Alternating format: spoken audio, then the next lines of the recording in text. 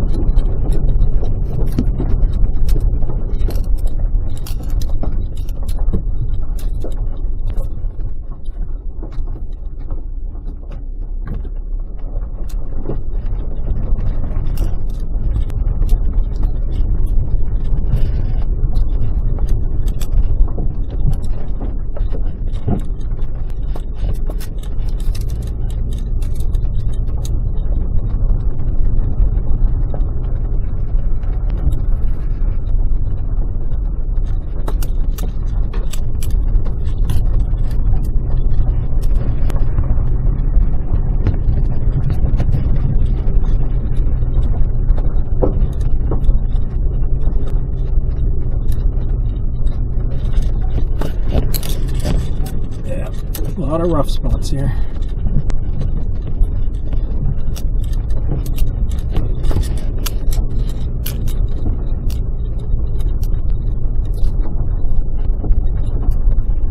Just right up on the bank there. Now you have to come through this ravine here, and this is where you have to back up to turn your vehicle around. This is not for the faint of heart.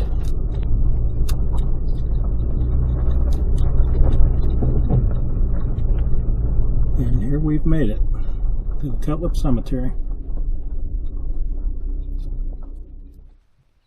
This Cutlip Cemetery is, on a hillside, as you can see. And it appears the older section of the cemetery is down here when you first pull in, just right off to the left, because it's got a lot of unmarked stones here. Some of them do have carvings on it, but there are a lot of these down in here have nothing, so I don't have a clue who they are. Hard to read these.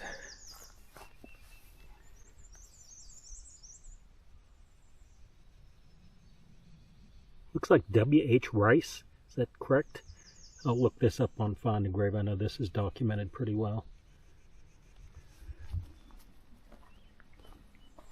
Here's another one.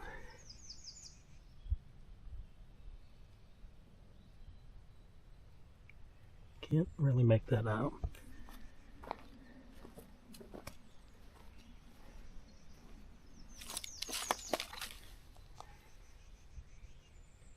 Okay, this is a cool.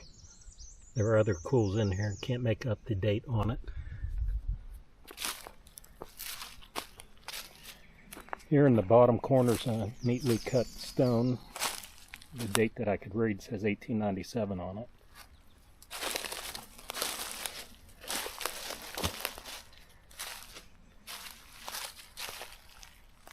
Albert and Rhoda Lowe.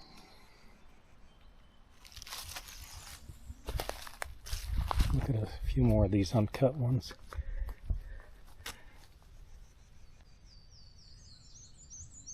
Another cool, died 1932.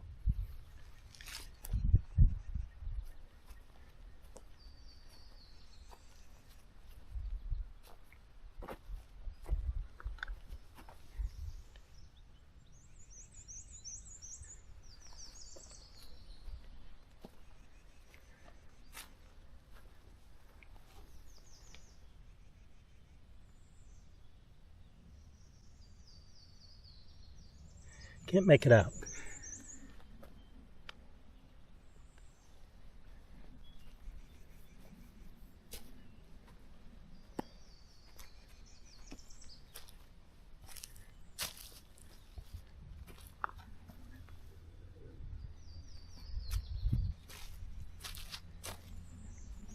Selena Clifton Howell, 1853 to 1903, and Serena May, 1896-1908.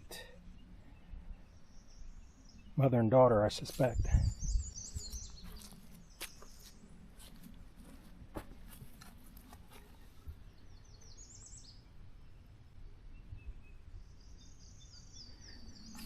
Too hard to read there.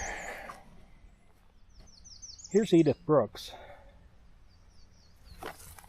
It says she died in 1906, age 66 years, 3 months, and 8 days.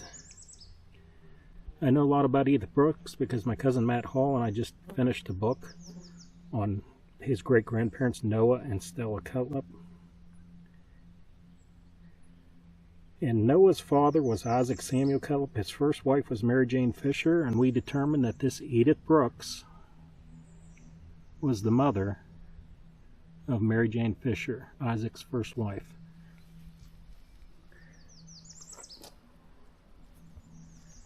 Take a look. As you see, there's still more of these field stones here. A lot of these right in here have nothing on it. Let's hop up a row. Stiltners. Okay. Christopher C. Stiltner, born 1891, died 1907. Stiltners have a connection to the Cutlip family as well.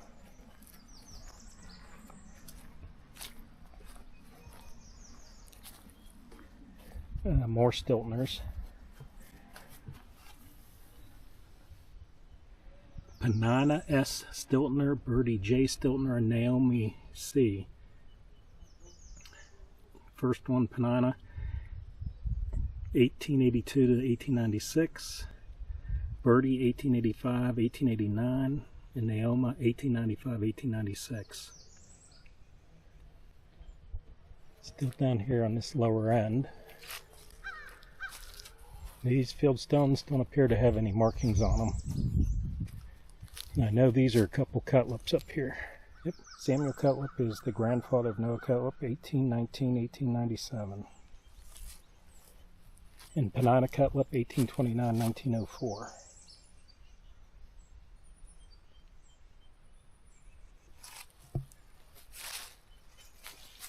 This large stone says, Family Monument erected by W.J. Brannan in 1910.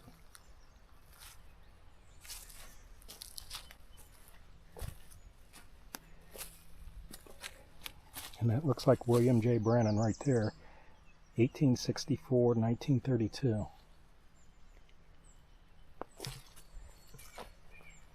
Some more unmarked stones here. We're staying on this lower end. Ura Blanche Hall, 1916, 1925.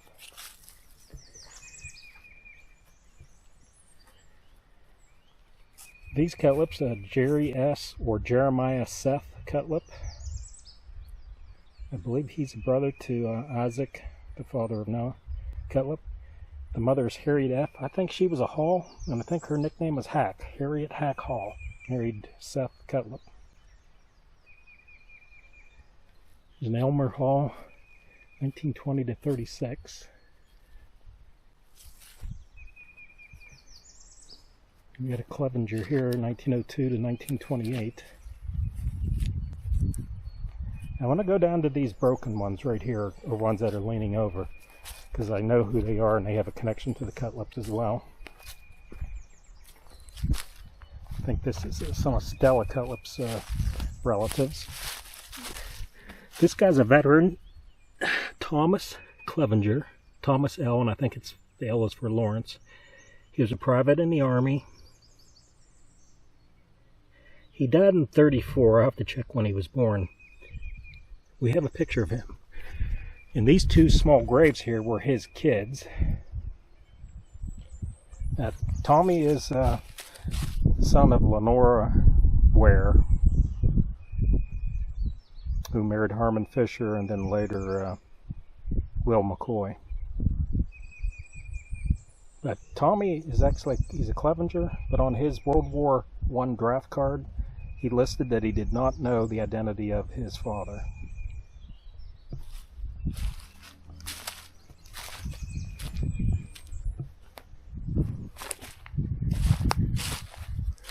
Three Gums here. Ralph, Holden, and Preston Gum. And Catherine Gum. Here's an old stone. Let's see if I could read it.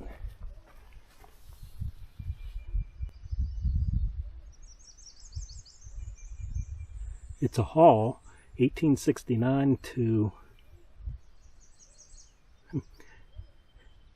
1938 maybe? Can't have to check the dates on that. Looks like J.N. Hall, Jasper Newton Hall perhaps.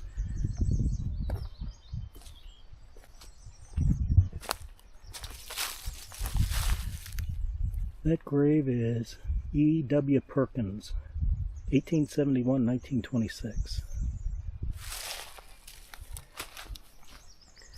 This looks like a vet, and it is.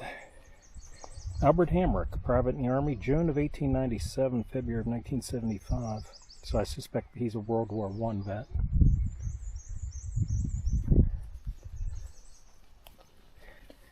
If you look at how all those leaves are filled in, his grave is sunk in, so it's collapsed over the years. His coffin. Here's little Orden Cutlip, son of Noah and Stella, that died young, 1923 to 36. We do have some pictures of him I could dub in.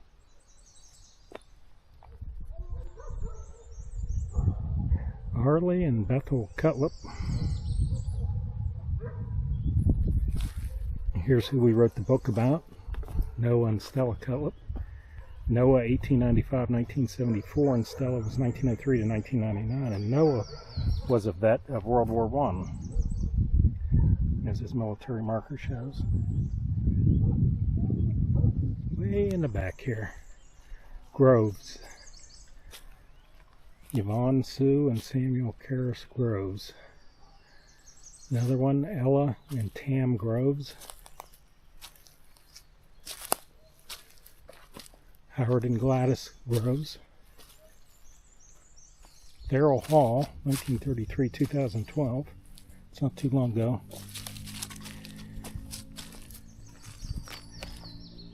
James and Sue Hall. According to this, it's not showing a date of death for James. He was born in 25 December, so he's 99 years old right now. Now here's his date on his military. Corporal in the Marines, World War II, 1925 to 2018. So you can see how far I've walked up.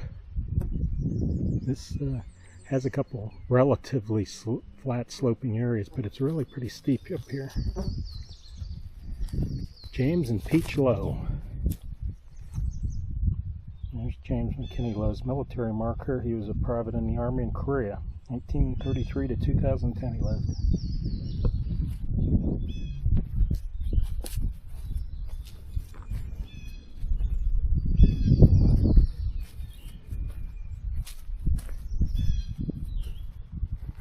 Here's George and Francina Withrow.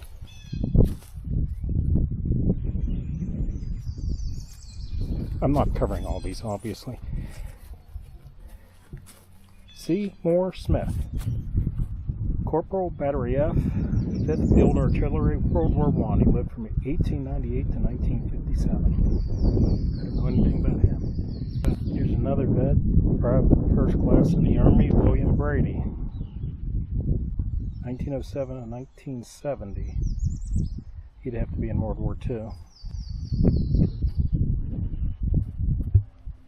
There's a couple stones here for Richard Brady, 1867 to 1954, and I suspect his wife Edith, March 6 of 1868 to February 13, 1955.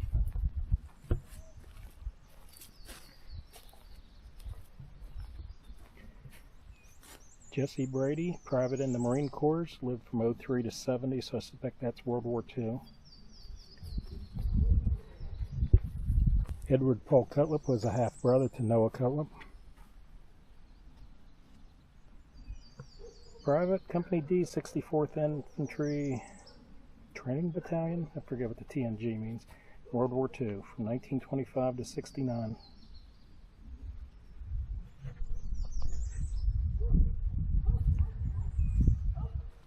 Try not to miss the vets here.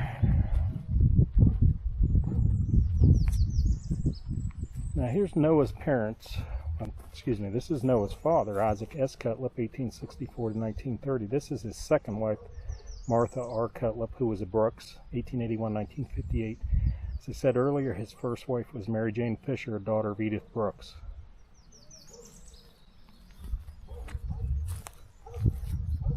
Roscoe Cutlip died 1930.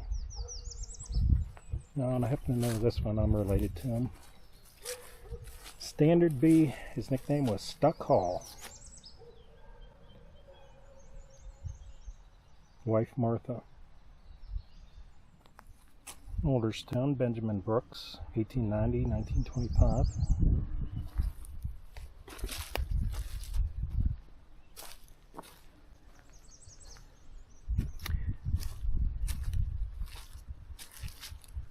Lenora Fisher McCoy.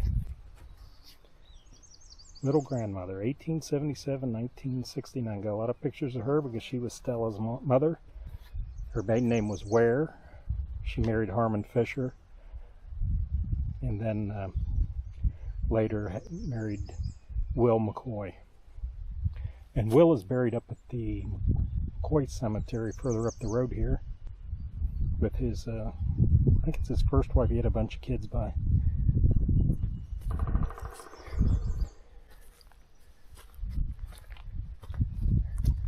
Harris, Richard and Jane Harris.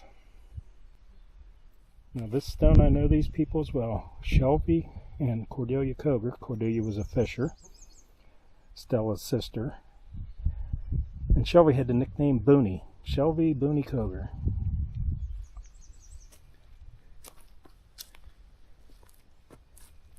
Here's a World War II vet, William H. Carpenter. Lived from 2106.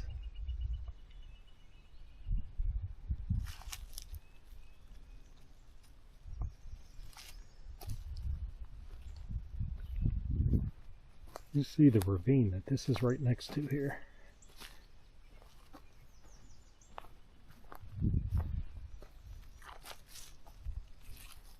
"23-year-old Roger Hamrick Jr. right there. Notice a couple more of Stella's siblings. Maynard Fisher, who was a vet of World War II, lived from 1900 to 1971. And Charles Fisher, I think they called him Bunker. And the story on that is he didn't stay in one place. He bunked with a lot of people, so he got that nickname Bunker. Charles Bunker Fisher. Oh yeah, old Asa Fisher. Served with the Confederacy, 19th Virginia Cavalry, Company K, and in our book we talked about 3 family members.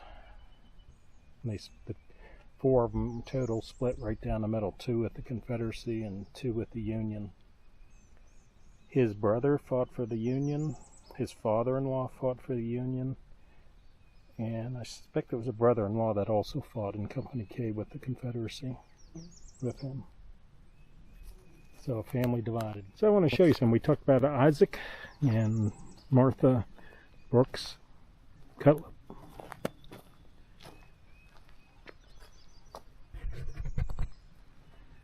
What you're staring at there, where it's kind of low, right in the back of that hollow, that is known as Upper Mudlick Run. I'll dub a map in here so you can see the difference between Lower Mudlick Run and Upper. Isaac Samuel Cutlip owned a lot of property back in there near the head of it, where it forks off in there. And we have some pictures. It's going to be harder to see now that the leaves are starting to come on. When that was all fields up to about the last quarter near the top, and where it turned back in the woods. And we have some pictures of Isaac and a lot of his family members there. His son Grover Cleveland Cutlip is pictured up in this hollow. And the connection with Lower Mudlick Run is that's where Grover primarily raised his family, down in Lower Mudlick Run, which is a lot longer run than Upper Mudlick Run here, as you'll see on the maps.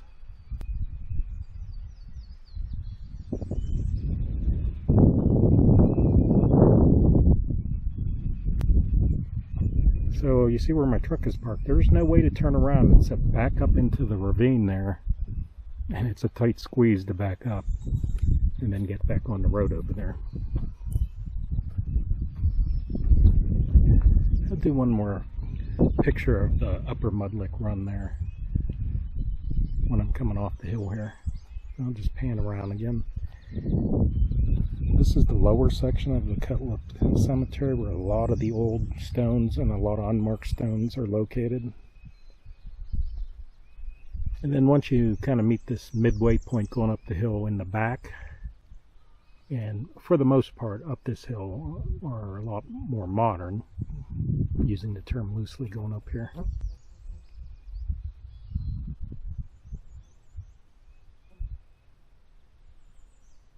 Cutlip Cemetery at Jumbo.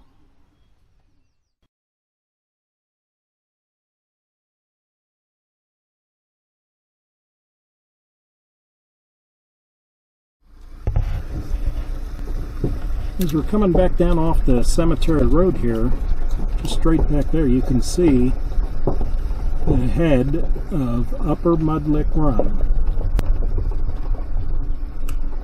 Now, I could tell by the lay of the land that those pictures were, you know, down there at the bottom of that, looking back up that.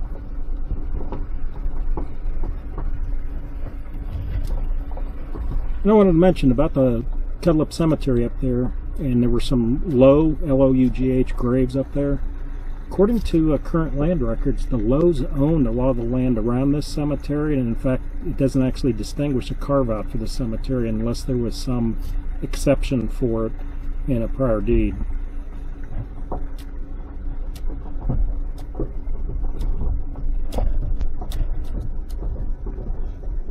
So there's Upper Mudlick Run, where Isaac Cutlip and his first two wives and children resided.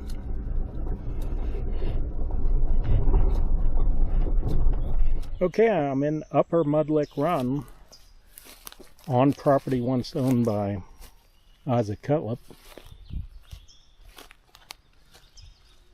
I'm going to walk in here just a piece to see if there's anything a little bit further back in here at the head of this.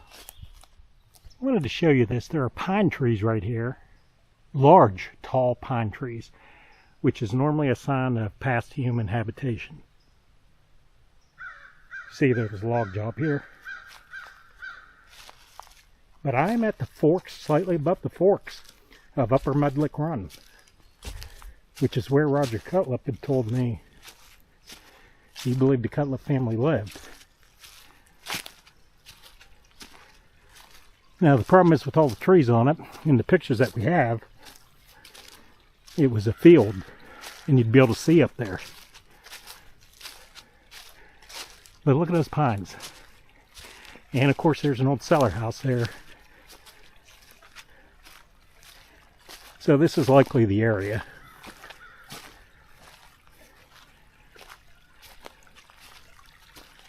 I just can't, I'm looking with my naked eye.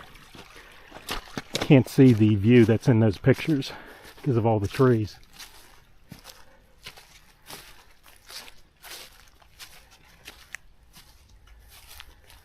But this just guarantee the house was in this general area. That cellar house there. Now that's a concreted cellar house, so that'd be more modern than what Isaac Samuel Cutlip would have had. Just show you the ingenuity of the old timers. They didn't waste anything. They used old rails from a railroad as roof trusses for this old cellar house. Like I said, because this is block and concreted, this is not Isaac Samuel Cutlip, but someone who lived here after him.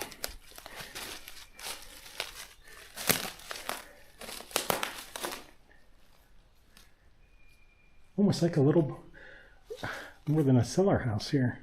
It has a window and a door. That looks like that's where a stove went. Pipe went up through the ceiling.